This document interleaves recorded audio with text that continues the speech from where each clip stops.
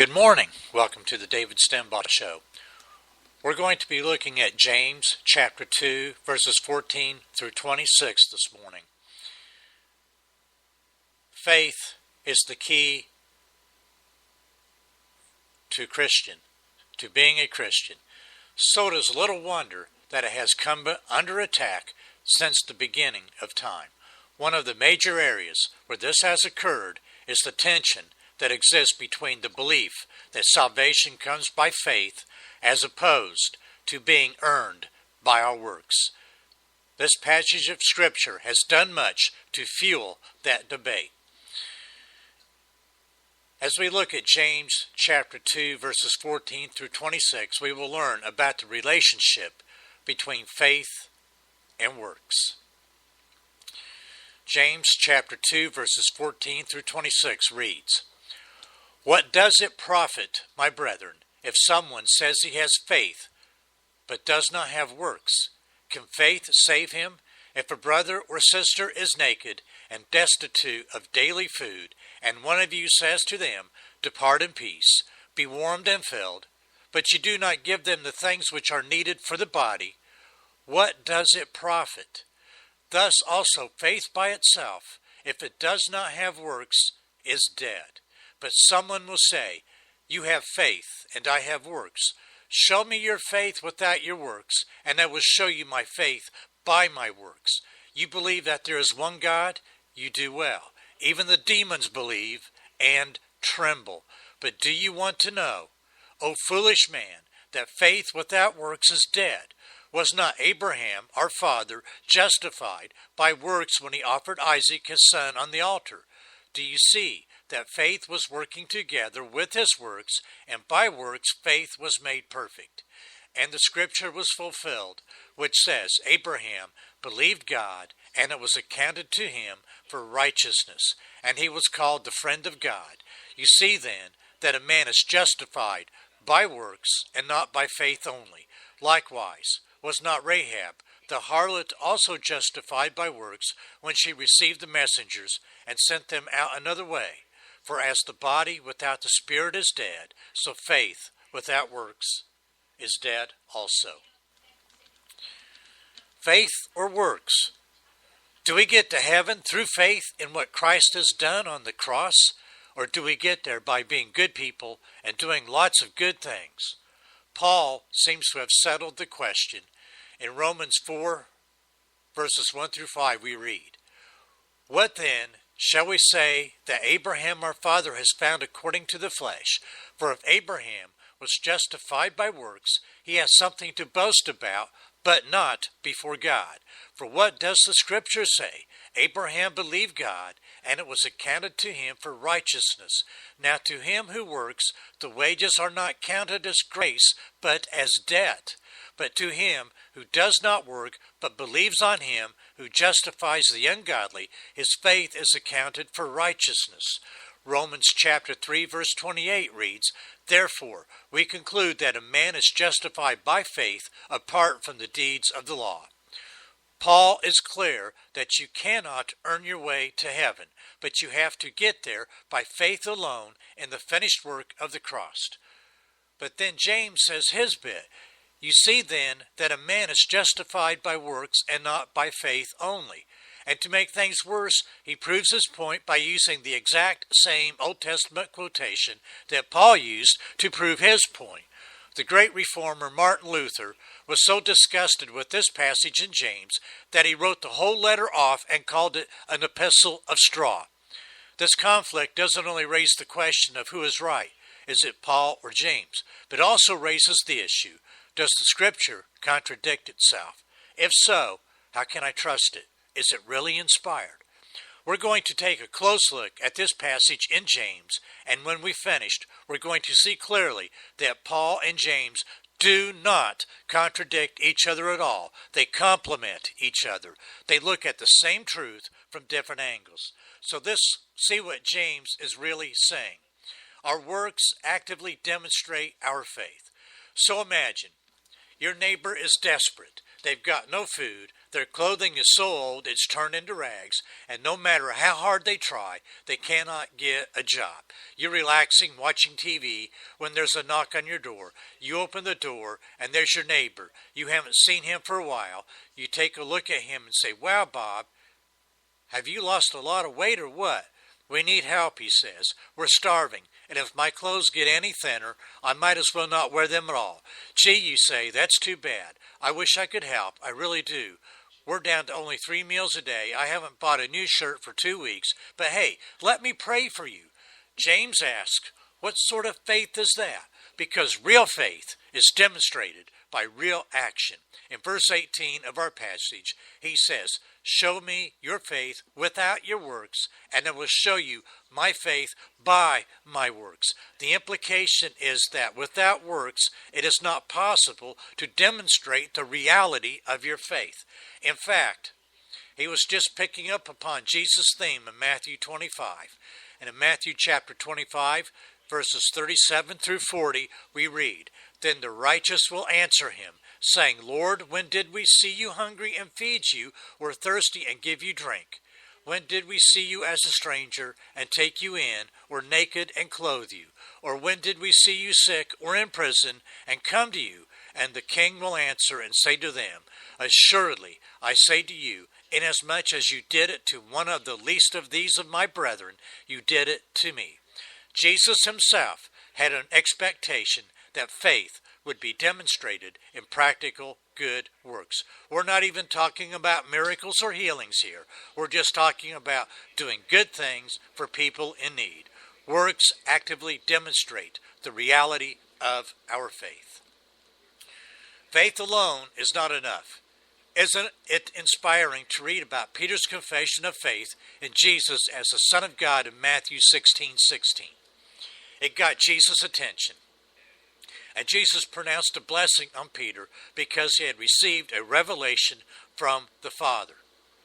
But here's something interesting. Demons made amazing confessions of faith. In Mark chapter 1 verse 24, a demon said to Jesus, "I know who you are, the Holy One of God." In Mark chapter 5 verse 7, another demon said to him, "What have I to do with you, Jesus, Son of the Most High God?" They knew who Jesus was. They made the right confession, but no demon is ever going to heaven. This is why James is saying that faith alone isn't enough. He says, even the demons believe and tremble. Now that word tremble means to shudder or to bristle. In other words, they not only believe in the reality of God, but they're smart enough to be scared. The kind of faith that demons have, the kind of faith where there's nothing more than a confession, James calls that dead faith. There are essentially two kinds of faith. The first one is intellectual faith. For instance, when I was in high school, I learned a mathematical formula that went like this. V equals U plus AT. Everybody understand that? Okay, so just in case you're wondering what in the world that means, the letter V stands for the final velocity of an object. U stands for the initial velocity. A is the acceleration at 9.8 meters per second squared. And T is the amount of time that has passed. I know that's made a whole lot clearer to all of you. Now here's a question. Is that formula V equals U plus AT true? You might say, well, I guess that's what your math teacher taught you. It's probably true. Actually, it is true. But for you, it's merely an intellectual faith. It has no practical bearing on your life whatsoever, unless you jump off of a bridge. But here's a different mathematical fact. 10 minus 5 equals 5. That's a whole different ballgame. If you go into a shop with $10 and buy something worth $5, how much change are you expecting to receive? $5. And if that shop assistant tries to give you $2, what are you going to say? Hey, where's the rest of my money?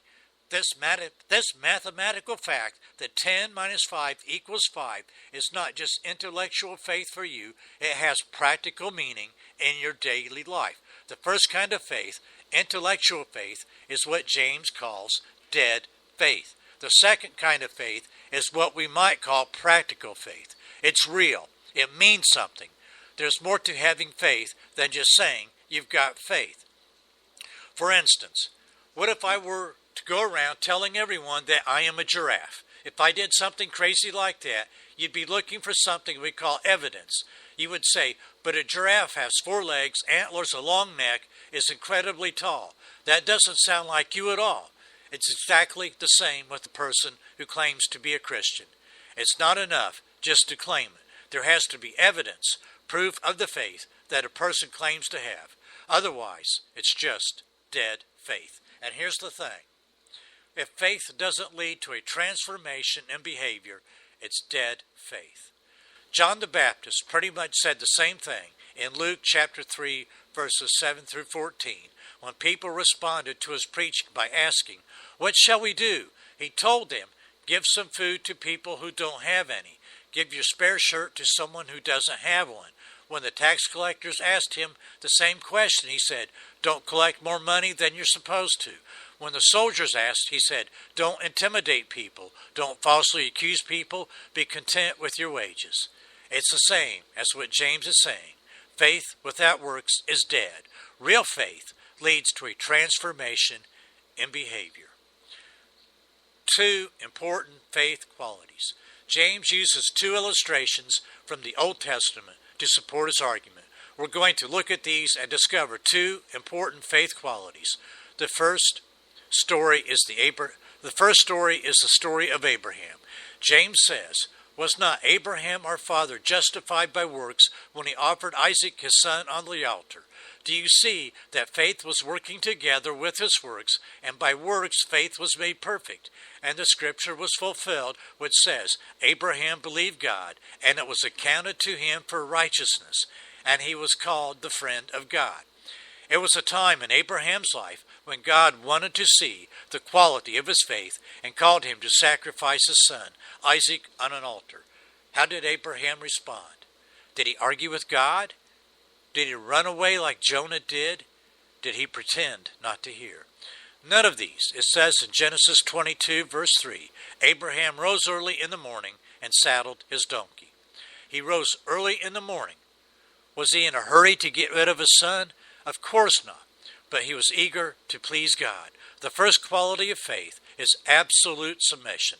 Let God be God. Let him call the shots. God is the only one with absolute wisdom and absolute power, and that qualifies him to be in absolute control. The second story is about a woman named Rahab. James says, "Likewise, was not Rahab the harlot also justified by works when she received the messengers and sent them out another way?" What sort of woman was Rahab? Well, for a start, she was a prostitute. But when she found faith in God, she took a chance.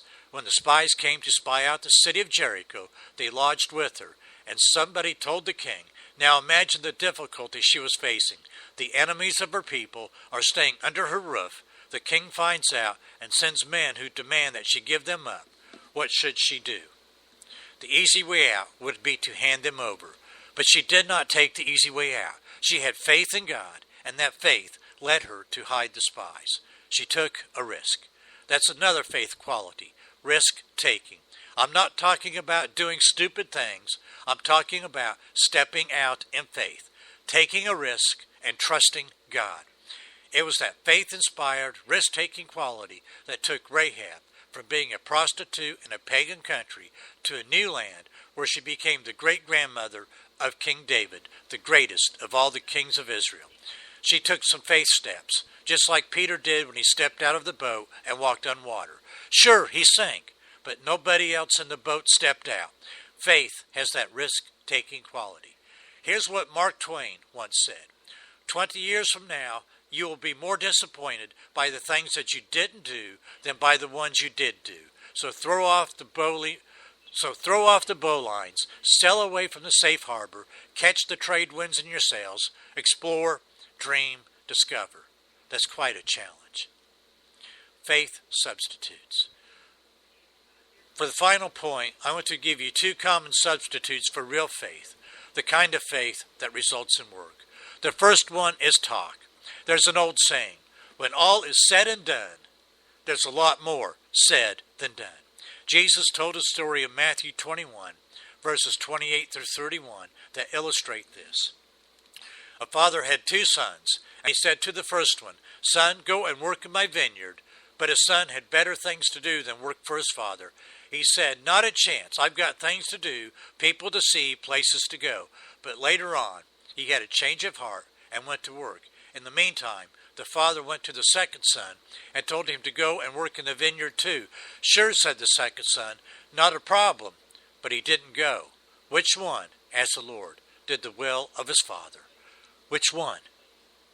Not the one who said he was going but didn't go. The one that did the will of his father was the one that did more than just talk. Went out into the vineyard and actually did some work. Talk is not enough. Intentions are not enough. Real faith translates into real action.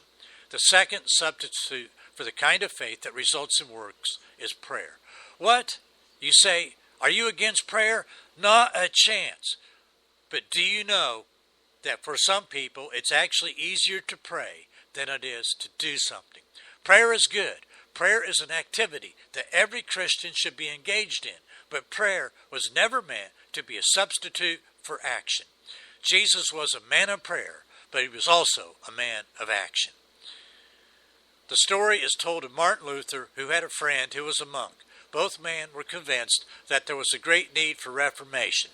So they agreed that Luther would go out into the world to do the work, while his friend would stay in a cell and pray for his success. But then one night, the monk had a dream, and in his dream he saw a single reaper out in the vast field trying to reap by himself.